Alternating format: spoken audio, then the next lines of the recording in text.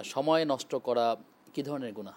সময় নষ্ট করা এই জন্য প্রত্যেকটা মানুষের আসরে সূরা আসর পড়া উচিত।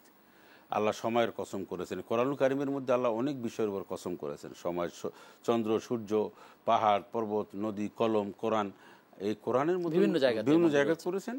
রাত দিনের কসম করেছেন। এর মধ্যে তিন জাইতুন, পবিত্র শহর, এর মধ্যে সময়ের একটা কসম করেছেন।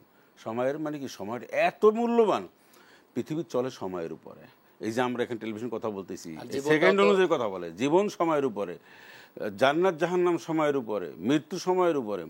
সময় এতটাই গুরুত্বপূর্ণ। সময় অপচয় করা, সময়কে অনিসলামিক কার্যক্রমে এবং ব্যক্তি স্বার্থে মানে ব্যক্তি চরিত্র অনুসরণের ক্ষেত্রে সময় ব্যয় করা, এটা আল্লাহকে জবাব দিতে হবে। কারণ আল্লাহ আপনাকে সময় আল্লাহ আপনাকে আমাকে কিন্তু দয়া করে দান করেছেন, মায়া করে দান করেছেন।